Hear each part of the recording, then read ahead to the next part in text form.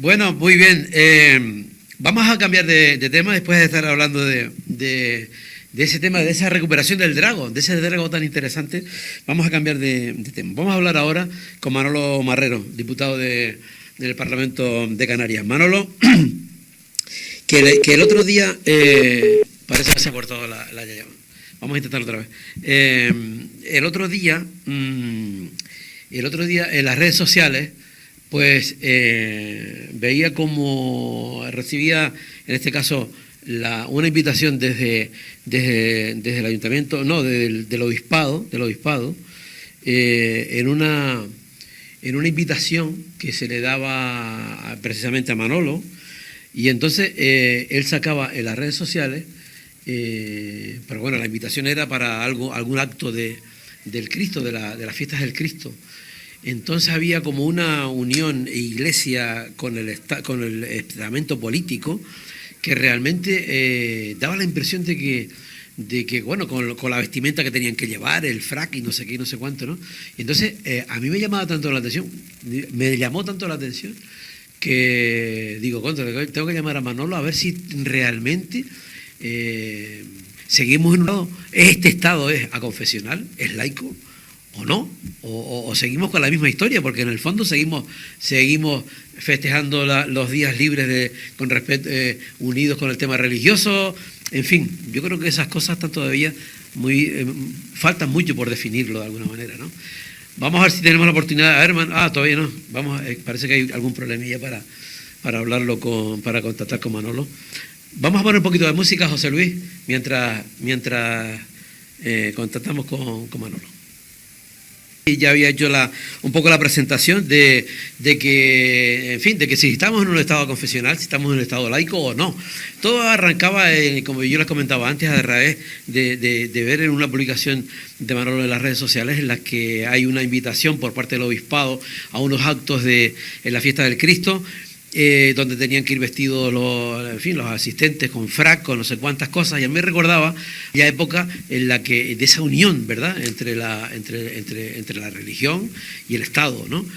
Y entonces, pues, nada, digo, vamos a llamar a Manolo a ver si realmente la realidad es que esa separación existe o todavía seguimos, pues, de alguna manera conectados con el tema religioso, que yo creo que sí. Pero bueno, vamos a ver lo que opina Manolo. Manolo, buenos días.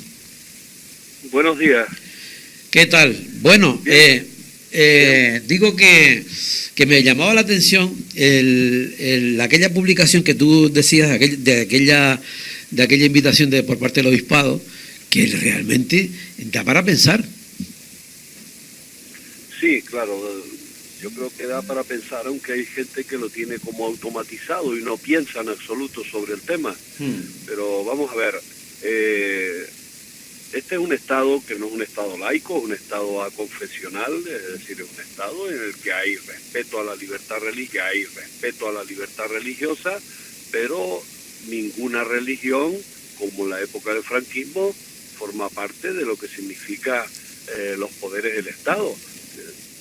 Las religiones pues forman parte de la intimidad de las personas, forman parte de sus creencias, absolutamente respetables todas y cada una de ellas, también aquellos que no tienen creencias religiosas, todos absolutamente respetables en una sociedad que convive, que es plural, que es tolerante, etcétera. Hasta ahí, ese sería el marco ideal, el marco teórico. Lo que ocurre es que durante siglos, y no es solo de la dictadura, sino durante siglos, la cruz, por representar a la Iglesia, y la corona han estado íntimamente relacionadas y se han estado apoyando esas instituciones una en la otra. Es decir, han estado al servicio una de la otra, con intereses comunes para perpetuarse, pues, una desde el poder de las conciencias de la gente y otra desde el poder político, y o sea que poder religioso, y aún seguimos viendo en determinados países también donde a veces se junta esa figura religiosa y política en la misma persona.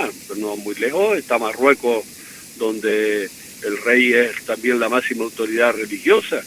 Por tanto, digamos que es una cuestión que se reproduce en muchas religiones y se ha reproducido a lo largo del tiempo porque, digamos, los instrumentos de poder intentan, si no son competidores entre ellos, se relacionan y se intentan defender entre ellos para seguir perpetuándose.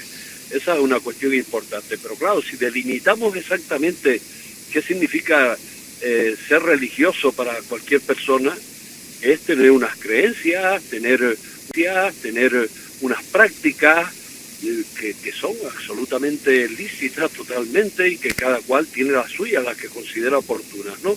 Por tanto, eso debería ser lo normal. Sin embargo,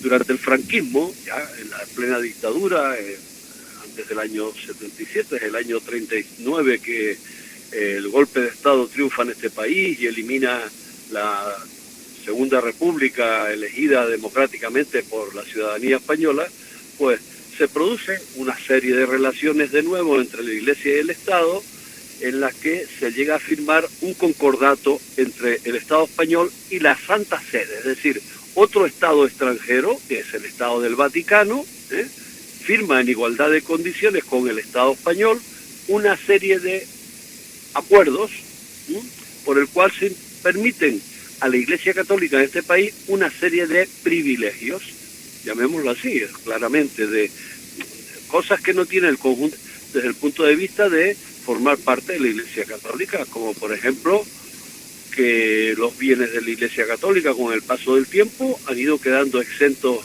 de IBI, ¿no? De pagar el IBI. Todos los ciudadanos pagamos el impuesto de bienes inmuebles y lógicamente los lugares de culto no debieran pagarlo, pues en la época del franquismo formaban parte del Estado, eran parte del Estado los lugares de culto, los templos, y el Estado se los cedía a la Iglesia Católica.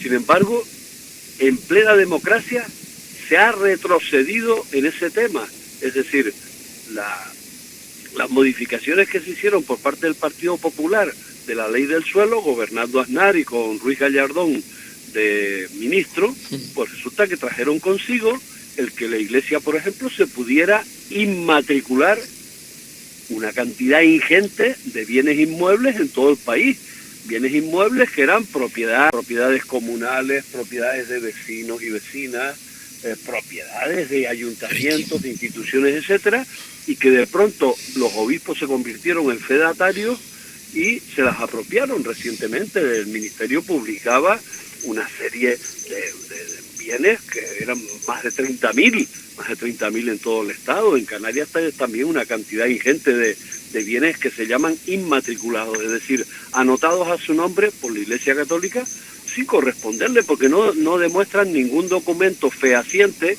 de que ellos fueran propietarios de ese asunto. Pero como en este caso, pues el obispo actuaba de propietario, pues que se los han apropiado. Esa sería una de las cuestiones que le ha dado privilegios. Estamos hablando de esos privilegios. Entonces, una manifestación... Perdona, Manolo, ¿y esos documentos no tenían documentos de esos lugares? La inmensa mayoría ninguna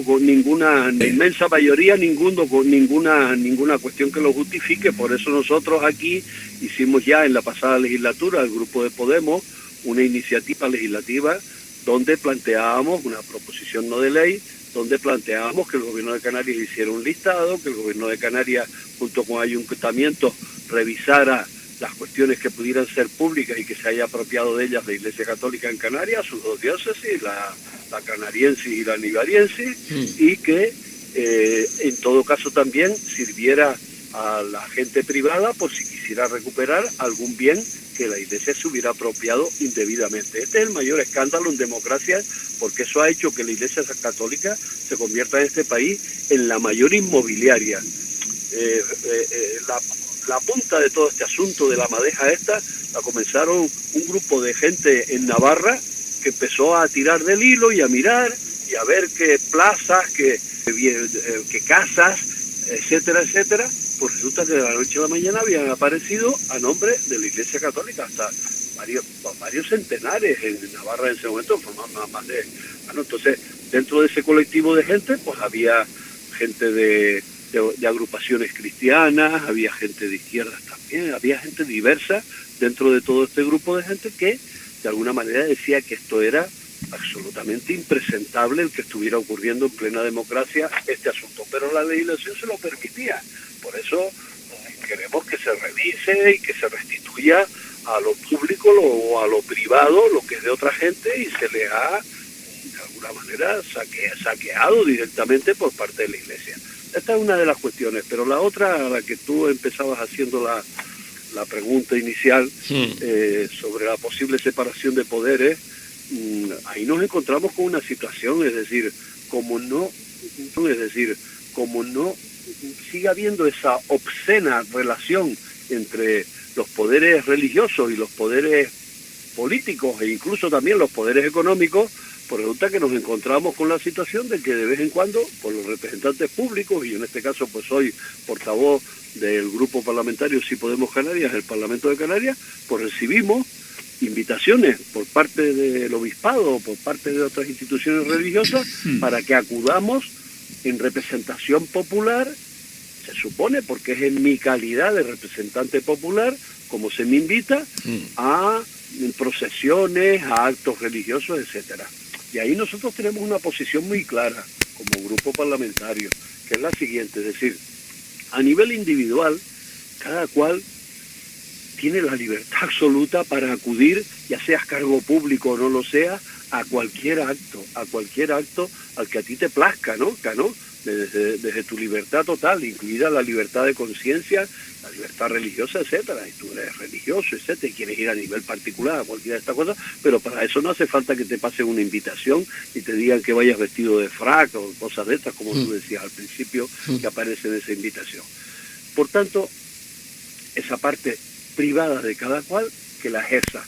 Pero como representante público, nosotros creemos que los representantes públicos del conjunto de la ciudadanía no tenemos por qué estar en representación de la gente a la que representamos, que es la sociedad canaria en general, porque dentro de la sociedad canaria hay diversidad de opiniones, es plural, hay diversidad de cuestiones, y hay gente que si fuéramos a este acto no se sentiría tampoco representada.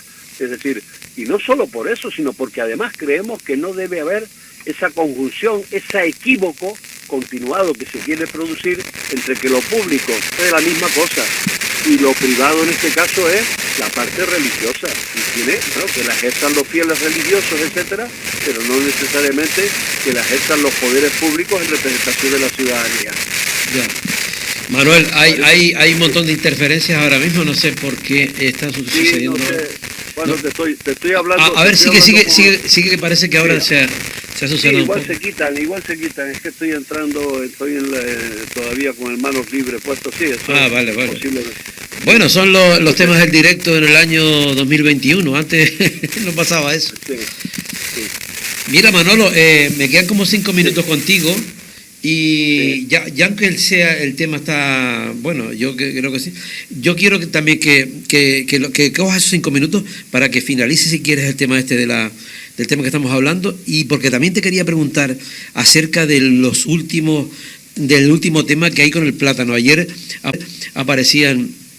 aparecía concretamente Nueva Canarias hablando del gran éxito con respecto a los acuerdos con los plátanos sobre el plátano, pero sin embargo ustedes pues no lo valoran así, y entonces como hay una especie de, ahí no sabemos exactamente cuál es la historia y dónde, en fin, dónde está la cuestión, porque unos dicen que es un auténtico, vamos, que es una negociación buenísima, y otro que no. Bien, mira, vamos a ver. Nuestro grupo, la persona que se ha especializado más en este asunto, porque está en la Comisión de Agricultura, es Paco Denis, pero yo te puedo responder ahora mismo también, porque nosotros pues debatimos sobre todo el asunto y nos ponemos de acuerdo en estas cuestiones. Es decir, que no es solo una cosa de que alguien se especialice o opine sobre ello. Por tanto, te digo lo siguiente.